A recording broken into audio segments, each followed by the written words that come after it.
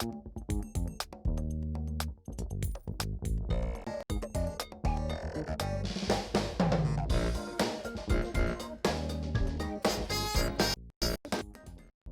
right, how's everybody doing? It is Wednesday here in Chicago, and it is another hot one. Hopefully, everybody's doing well. I'm Mike Jeffers, Chicago Jazz Magazine, ChicagoJazz.com, and of course, welcome to Chicago Music Revealed. Yes, this is episode 69, I believe, today. Episode 69? No, episode 70. What am I talking about? And there's my theme song ending out. Thanks to Craig Pilo out there in LA. Always have to thank him.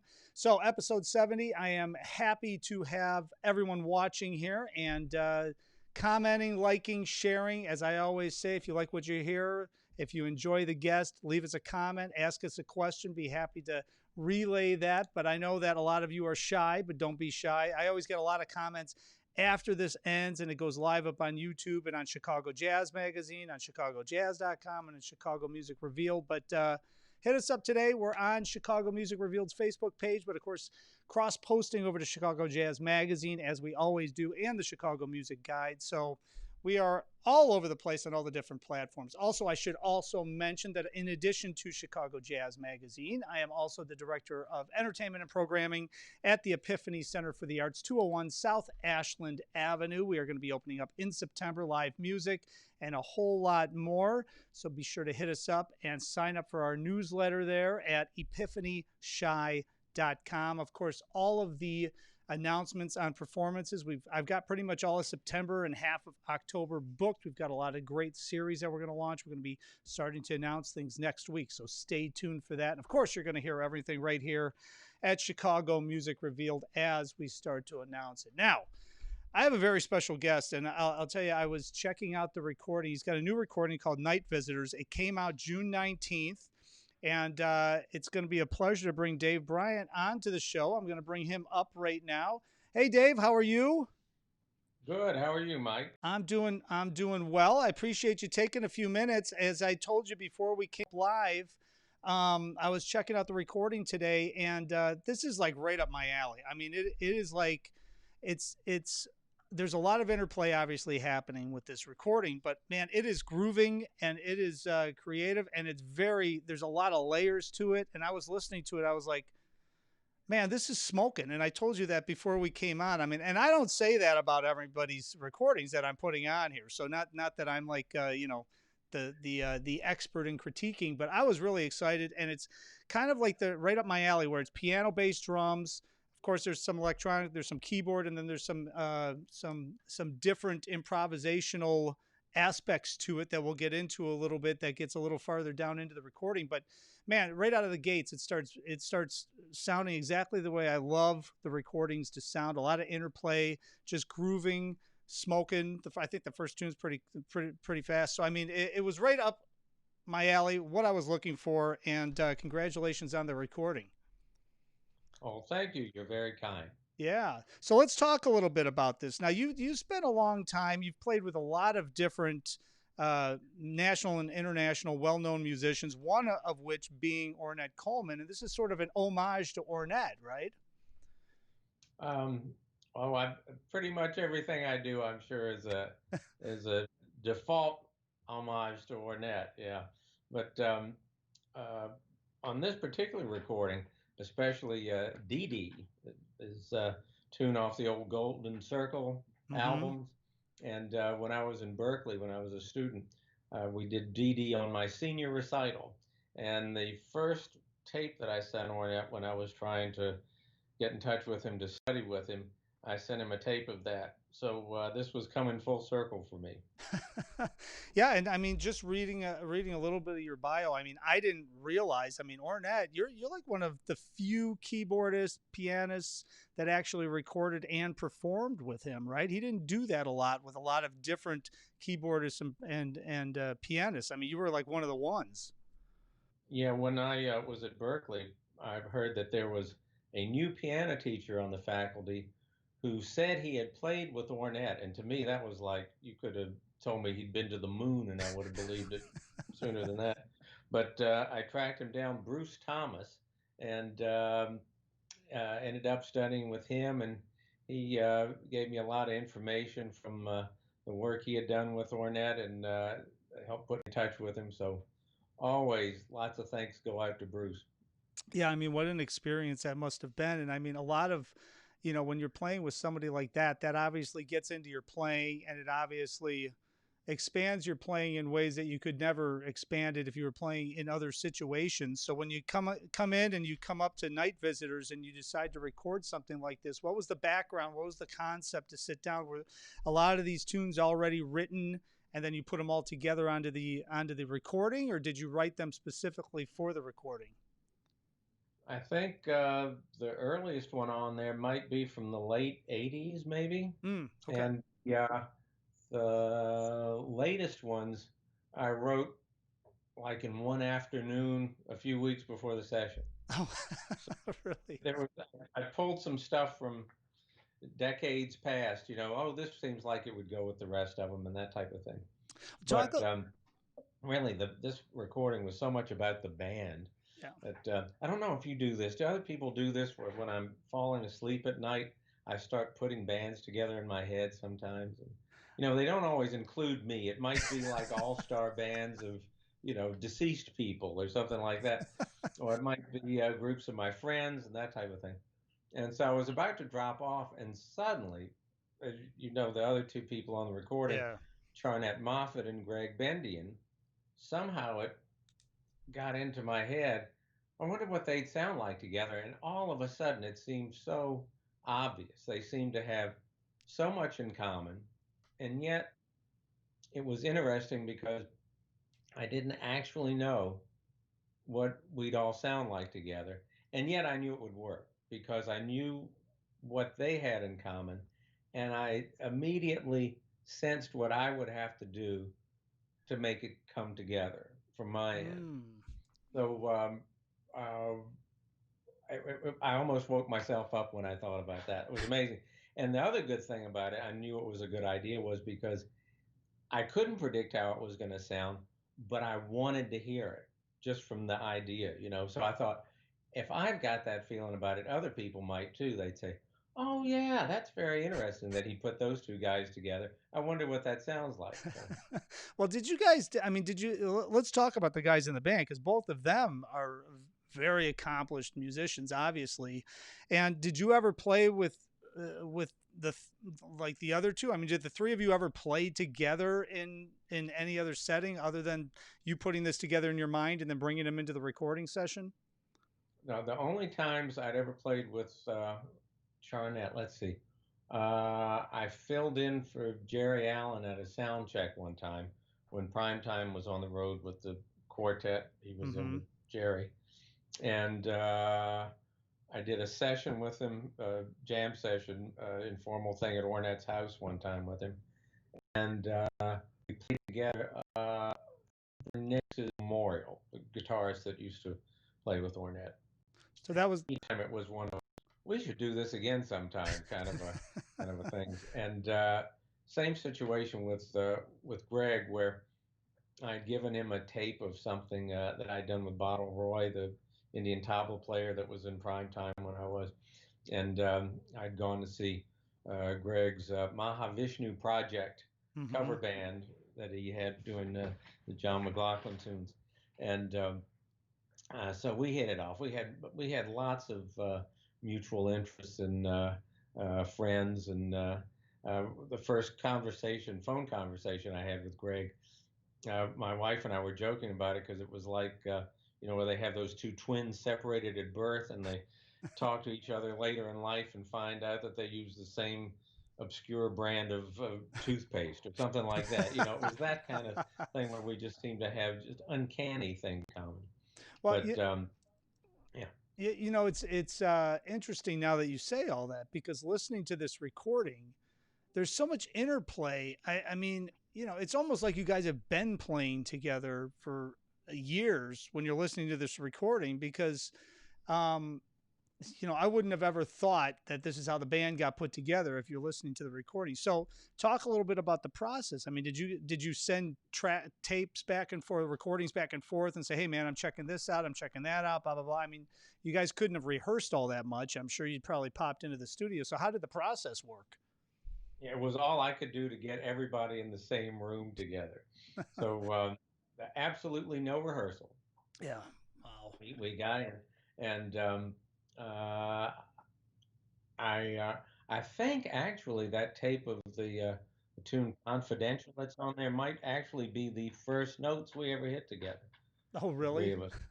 And I think after and my wife again was at the session, and after we had done a couple of tunes, we were walking into the booth to hear them play back, and Charnette said to her, "Oh, I guess Greg's played with Dave a lot," and she said, "Not really."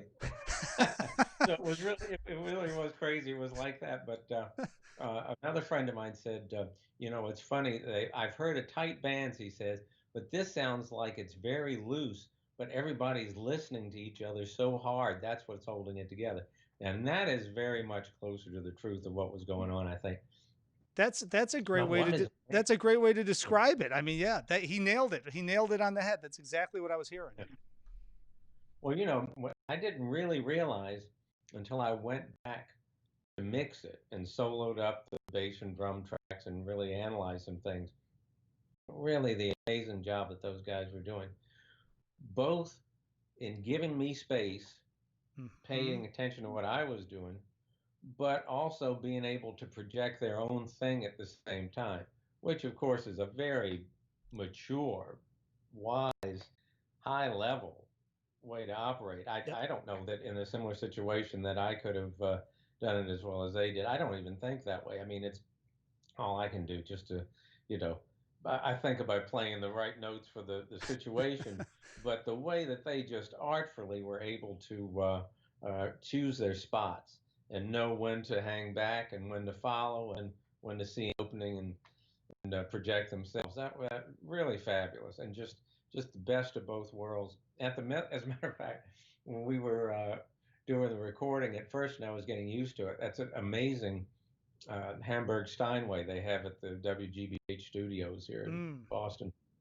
and it was so sensitive compared to instruments that I get to play a lot that I could believe the slightest shrug of a shoulder or something like that, and it would respond like a sports car or something, And we were listening to playbacks, and everybody said, "What do you think, Dave? Sound good?" And I said, "The piano's too sensitive, and the rhythm section's too sensitive." And Greg wheeled around at me and said, "Why would you say a thing like that?" And I said, "Yeah, it's true. Not literally, but it really was amazing that I could do so little and have the piano respond that much, and also that the rhythm section would respond that profoundly. It was just a lush experience. They, It's they really spoiled it. it sounds like it was better than what you would have even dreamt could have happened with this thought of putting this band together. And I mean, when I'm listening to this recording, um, there's just so much back and forth. Now, if you're just going in and you're bringing the tunes in and there's no rehearsal, you're in the studio, you're at it right off the bat. How much give and take was there before, like when you're collaborating with people, especially the three of you that are like such high level players, there's always a little bit, hey, what if we do this, what if we do that? It doesn't sound like you had a lot of time to even talk about that stuff, so you must have brought the charts in and said, well, let's do it. And organically, is that how it worked? Just organically, that's what happened. There could have been a lot of back and forth and saying, let's adjust this chord or that chord or change this or that. There was a little, and I know for like one tune in particular, I wanted to make sure I did, and that was an old tune of mine from I guess the early '90s called Chihuahua Pearl, Mm-hmm. and I had done that a couple of times on gigs with Greg. He and I had done a couple of just kind of pickup gigs in Boston when he's come through town for other things and that type of thing. And sometimes when I write a tune, I don't. Again, I don't know if this happens to other people, but I always think, well, I used to think, if I've written this tune, then I should be able to improvise on it masterfully because this shows, this is the signpost of where I am in my personal development. Mm-hmm. And this means that if I can write this, I can play on it. But really, I think a lot of times the composition is just sort of like the summit of the mountaintop, and you can see where you need to be, but you're not there yet. And there have been a few tunes that I've written that I thought came off pretty well, but I couldn't play on them. And it really took me ages to get a conceptual grounding that caught up with the composition. And Chihuahua Pearl was one of them. But first time I played it with Greg, his concept for it was so strong. It was uh, he played it better than me. So I thought, if I ever do anything with Greg, I want to make sure we get Chihuahua Pearl on the record because he has such a great vision for it. But you were saying something about I must have been surprised. I was not surprised at all. I knew all I had to do was not screw it up. But I knew if I could get those guys in the same room, it would be great. You That it would just be again, as long as I didn't screw it up, it could not be anything but good. let's talk a little bit about the compositional aspect of it and then also soloing over it because I love talking to, a lot of the musicians I have on here that have written a lot of originals and composed a lot and they're putting out a recording. It's a lot of the feedback I get, and you tell me what you think, but a lot of them have to write the tune, put it together, arrange it, and then when they come in to record, they're not coming in as the composer or arranger, they're coming in as the player so that they can separate themselves. Otherwise, they're going to sit there and drive themselves crazy trying to play over it. I think you just talked a little bit about that. Is that kind of the process? You got to come in and say, you know what? I'm coming in now. I'm going to play this. I'm not going to worry about that I wrote this and I should change this or do this or do this. This is what it is. And I'm coming in and I'm going to throw it down now because I'm pretending that I'm just separate from the whole situation. I'm actually playing on it rather than the entire composer, arranger, and player. Well, I was also worried about how the engineer was doing, how the hotel rooms were, how they, on and on and on and on. So, to tell you the truth, when I actually got to think about being the composer, being the player, that was a load off my mind. So, You know, it's it's like this interview. This is the best part of my day. If I get to talk about music, I'm in good shape. There you go. Yeah, it's like, I think a lot of people that are watching this that are not musicians don't realize, like, if you're running your trio and you're playing at a club, you're worried about getting there, you're worried about the sound check, you're worried about everything else, and then you're sitting there at the beginning and you're counting heads to see how many people are coming in, and then when you can finally start playing, well, that's the easy part. That's like you get to finally chill out and relax a little bit. So But I know there were times when I was younger where I would get to the gig if it was a particularly ambitious one to book or put together for whatever reason, yeah. where I would get to the gig and realize that I hadn't done my homework because I'd been so busy trying to put the darn thing together. So yeah, that was a good lesson to get out of the way early in life. I'll tell you. Yeah, and that's something that a lot of people, unless they're in the business and in the music business, don't even think about. But that's one of those curses of being in like the jazz business, where we don't have the luxury of having a bunch of managers and agents walking around and carrying our stuff in and all that. We're kind of like doing everything ourselves. So hey, let's talk a little bit. So Night Visions, I should say Night Visions, and of course you can see the link down below, but it's available at davebryant.bandcamp.com. I encourage everyone to go check this out because it's a great listen, a lot of energy. As we're talking, I'm sure you're hearing what we're talking about. It's something that everybody needs to go check out and pick up. But you brought up the points, and we're talking about how you came into the studio. Everybody sort of had never played before together at one time, and then take the last three tracks that are on this Night Visitors, and it's part 1, part 2, and part 3.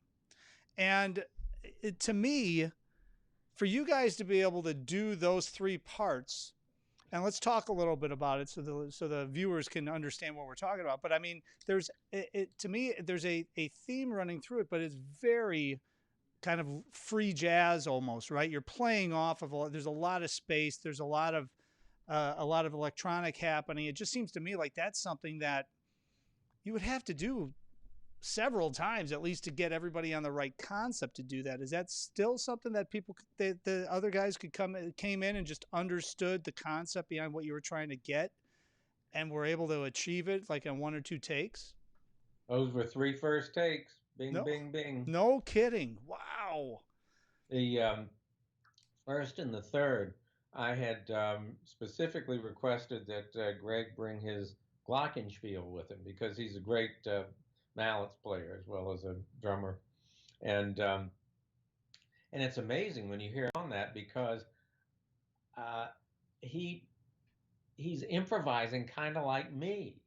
His phrasing and everything else and the way he puts it together. I don't know if he always plays like that. I don't know if he was paying close attention to what I was doing and consciously, trying to do something that would go along with it. But again, it just couldn't have been more perfect. But before we started, I said, "Hey, have you got like a soft mallet I could hit the strings in the piano with?" And he goes, "Sure." Throws it across the room. I catch it. I say, "All right, go." And we started playing. No And kidding. so the first part of that, the 10-minute segment, was the first pass, and then the second one was the second pass there. And right before that, because these were like the last three things we recorded, and I think those were the last things we did for the day. But before that, he had also brought his Doombeck with him. Mm-hmm. And so I had one tune left. I brought in all these tunes, but I was kind of ready to go different places if we had to, because I knew they'd be able to do anything, but still, you don't know until you get there if things are going to be seeming to lead a certain way, or if they particularly seem like they're going to be into a certain kind of bag. But anyway, I had one tune left that I didn't plan on being a Middle Eastern groove with the Doombeck, but that's what we had, and so I thought, well, we could kind of do this over a drone.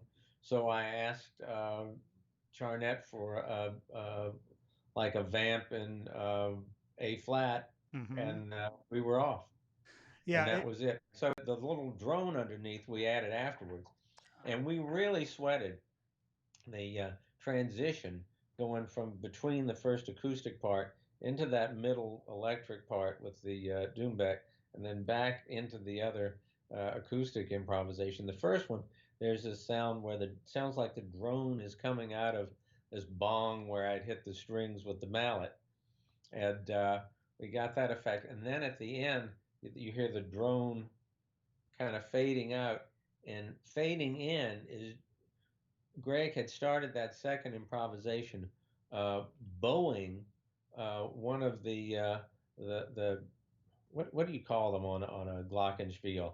One of Oh, the bars. the One of the old bars. Yeah. bars, Yeah. yeah, One of one the of the bars glockenspiel on the bars. Yep. glockenspiel, and getting this kind of nice high harmonic. And so we overlapped those together on the edit on the way out. So you can hear those if you download the track separately. You got a spring for the CD. Well, that is why. I mean, Night Visitors. What's the thought? I mean, where did the title come from? Um, well, I this is not where it came from, but this is the where the cover came from. Is last year my wife and I went with a tour group to Morocco, Hmm. and we were knocked out by the experience of being out in the Sahara and under the stars and that type of thing. I should get the cover so you can see it. Yeah. So this photo is actually by an Iranian-born photographer that lives here in Massachusetts named Oh, Babek wow. Tafreshi. And so my wife actually found this online. I've talked a lot about my wife today. She'll be glad to hear that. But on the back here is a photo that was taken by one of our traveling companions. And that's actually my wife there on the middle camel.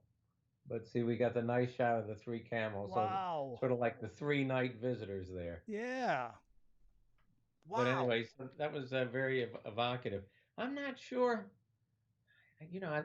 just one of those things where an act of desperation and that three night visitors for that little suite there came to mind, and then uh, I guess that sort of implies kind of a desert kind of a thing, and then I thought three night visitors is kind of a mouthful for the album title, but I thought maybe just night visitors. That's It's the yeah. It's evocative, yeah. oh, that's it. I was wondering where that came from because really, when you're listening to those three tracks, Night Visitors 1, 2, and 3, I mean, it kind of gives you like that interstellar kind of thing. You're kind of feeling like you're out in orbit somewhere. I mean, it's really it's apropos. It's a great title. Yeah, and you can really hear what consummate compositional improvisers Greg and Charnett are too. Just really great. Just one of those things where it was just you didn't have to think, all right, I don't hear anything happening in that instrument right now. I better do something. It Right. was totally easy. It's just a feeling that you know I could have passed out and everything would have just gone on fine. It's interesting you brought that up. Improvisational. Of course, I can't talk because it's already almost 6 o'clock here in Chicago, and I'm burned out. But anyways, the improv aspect of being a composition. I call it spontaneous composition, right? In a lot of aspects. Paul Wertico is a good friend of ours here in Chicago. Masters that here in Chicago, and obviously he goes all over. I'm sure you probably know Paul, but that's what he talks about. It's that spontaneous composition, and there's such an art to that because when you really are able to do that, it makes total sense to the listener and to the musicians, and you can really grow the composition organically when you're doing that. And of course, the people that try to do that without doing all of the background and without really learning about it and without really studying and practicing, it doesn't sound like that. So when you first got involved in that kind of music, I mean, was that something that directly came out of your experiences like playing with Ornette? I mean, that had to help grow and open up your ears and open up your mind and expand everything to a point where now you're probably constantly growing creatively with it, but you must have had some sort of an incredible experience with him surrounded that kind of a thought process. Yeah, so much of what we talked about with him was compositional Yeah. techniques, and so much of what I was interested in. Uh, I've been thinking about that because usually when I'm answering questions about what was he like, what were his interests, what did he say to you, that type of thing, and I've it's occurred to me how what he said to me was probably to some extent inspired by what I was asking for, even Mm. if not even verbally what I was asking for, but both what I needed, whether I wanted it or not, and also just uh, where I seemed to be headed musically. But just talking about things, particulars of like creating a phrase from the ground up with intervals, that type of Mhm. thing, and making sure it's structurally sound, architecturally, almost like a building, and just proportionate sizes of intervals and how one follows the other, then the overall length of the phrase. Then you got how the phrases stack up together. And Ornette had a very modular way of composing that went from strength to strength to strength. So he could have like 4 or 5 lines written of a composition, and you could take bars or even whole lines and switch them around. And because it didn't, you didn't have things like transitional phrases, passing tones in the phrases, Yeah. any kind of weakness like that. Since everything was strong, everything was totally modular and interchangeable, and you could switch things up and just work in formal terms like that. But the whole thing with the compositional improvising for me is being able to be in the moment for the improvising and yet be able to have that bird's eye view to have a sense of the big picture Yeah. and what chorus are we on in the solo kind of a thing. Am I in the second chorus or the 30th chorus? And having a real sense of form of the overall sweep of the piece and some sort of sense of not just is it working right now, but what's it going to sound like next week?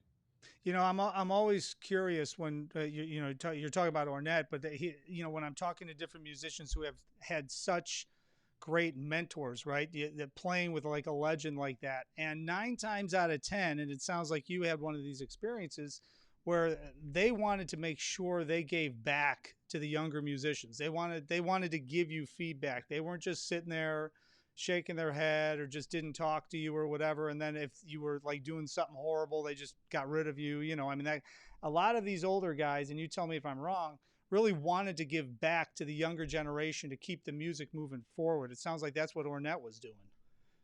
I think the reason I was able to get along with him as well and as long as I did, and I had started studying with him in the early 80s, kind of informally and hanging out at rehearsals with the first prime time and that type of Yeah. thing.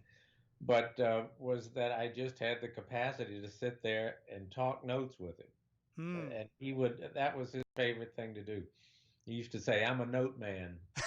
But but yeah, no, he just a fabulous human being, and not disappointing at all. Everything you would want to think he was just an endlessly creative, fascinating person. Just any time of the day or night, any life activity, no matter how mundane, was an opportunity for creativity. So yeah, it was fabulous. But yeah, Yeah. you got a lot of input from him. Yeah, no Oh question. yeah. And I was like, bring it on. Well, and then then you're able to pass that experience along with all of your other experiences on to the next generation through your teaching and through your recording and everything. So I think, you know, it's so important because I think a lot of younger people when they're going to jam sessions, they're sitting in, they're doing different things.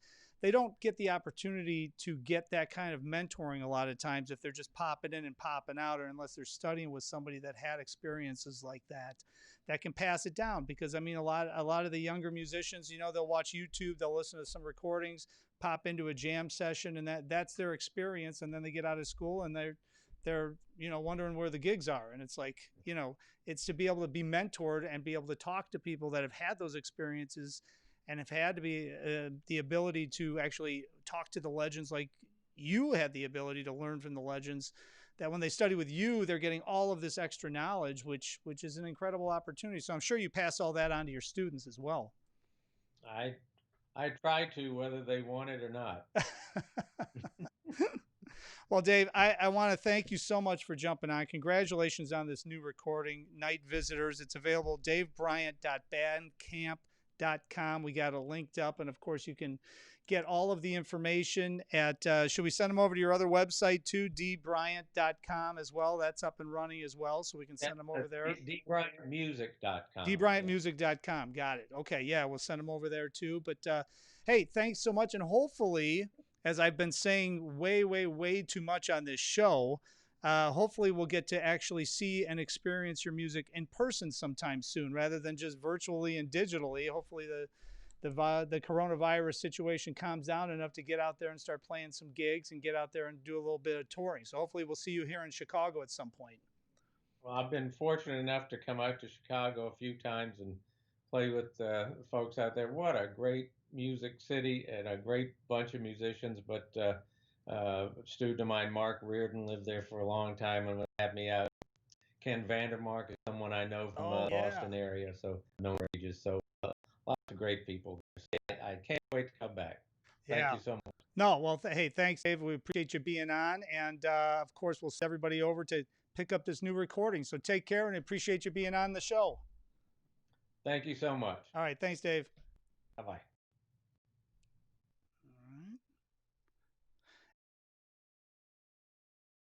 right. He wants to get out and check this out because I flipped it on and I listened to a lot of music and it's all really good. Trust me. I love listening to tunes, but man, when I put this on, I was like, whoa, it was not what I expected to hear. And right out of the gates, it blew me away. And then as I got deeper into the recording, it continued to blow me away. So go pick it up, davebryant.bandcamp.com. Be sure to check that out. And thanks again to Dave for being on here. And congratulations on all of the success with this recording. And again, hopefully we'll see him here in Chicago at some point, live and in person. And I do want to mention tomorrow, I'm not going to be on tomorrow. We had a little scheduling stuff, and I've got a busy schedule tomorrow, so we're going to take the day off tomorrow. But on Friday, we're back, and we've got our Chicago Blues and Beyond hits. And Dave Katzman's going to be guest hosting with me as usual. And also wanted to make sure that everyone knew the super special guest for that day is the legend, Billy Flynn. Billy Flynn is on tomorrow, Friday at 6 p.m. So that's part of our Blues in Chicago and Beyond. Dave Katzman co-hosting, so I appreciate that. Appreciate everyone for watching. Of course, this entire show will be up on Chicago Music Revealed very shortly. And please leave us a comment. Please leave us a message. And as I always say, if you like what you hear, tell your neighbors, tell your family, call the grandkids right here, Friday, 6 p.m., Chicago Music Revealed. Again, thank you so much for watching. Thanks to everyone for listening on the podcast, and we will see you on the next broadcast.